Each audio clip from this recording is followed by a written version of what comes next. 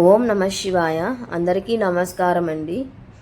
ఈరోజు నేను చూపించబోతున్న టెంపుల్ అయితే వచ్చేసి మన పంచభూత లింగాలలో ఒక టెంపుల్ అండి. అదే శ్రీకాళహస్తి టెంపుల్. మొట్టమొదటిది వచ్చేసి ఏకాంబరేశ్వర ఆలయము. ఇది వచ్చేసి కాంచీపురంలో ఉంటుందండి, తమిళనాడు. సెకండ్ వచ్చేసి జంబులింగేశ్వర ఆలయము. ఇది కూడా తమిళనాడులో ఉంటుందండి. థర్డ్ వచ్చేసి ఆకాశలింగం అండి, చిదంబరేశ్వరం నటరాజస్వామి. ఈ టెంపుల్ కూడా వచ్చేసి మన తమిళనాడులో అయితే ఉంటుందండి. ఫోర్త్ వచ్చేసి మన అరుణాచలేశ్వరం అంటే అగ్నిలింగం, మన తిరువన్నామలలో ఉంది కదా ఆ టెంపుల్ అండి.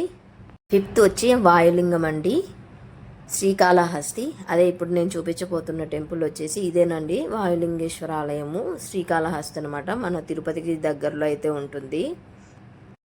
ఈ టెంపుల్లో అయితే వచ్చేసి మన రాహుకేతు పూజ చేస్తారండి. అంటే మన రాహుకేతువు శనిగ్రహ ప్రభావం ఎక్కువైన రాహుకేతు పూజ అయితే ఇక్కడ కంపల్సరీ చేస్తారు. నేను కూడా అనుకోకుండా అయితే వచ్చేసాను అనమాట. అంటే రాహుకేతు పూజ అయితే నేను చేయించలేదండి, ఓన్లీ దర్శనానికి మాత్రమే వచ్చాను. అదే ఇదంతా చూశారు కదా, స్వర్ణముఖి నదండి. అదే మన భక్త కన్నప్ప. ఈ భక్త కన్నప్ప ఆలయం వచ్చేసి కూడా మన టెంపుల్ బ్యాక్ సైడ్ అయితే ఉంటుంది. నేను నెక్స్ట్ వీడియోలో అయితే కంపల్సరీ చూపిస్తాను. మేమైతే దర్శనానికి అయితే వెళ్ళిపోయామన్నమాట. హాఫ్ అన్ అవర్లో అయితే దర్శనం అయితే కంప్లీట్ అయిపోయింది.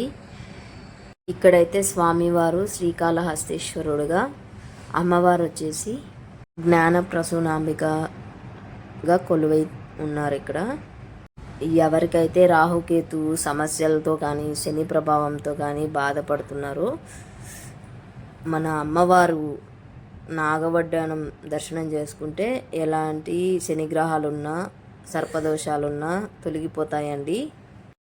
ఈ టెంపుల్లో వచ్చేసి జ్ఞాన ప్రసూనాంబిక అమ్మవారు వచ్చేసి నాగవడ్డానం అయితే ధరించుంటుంది.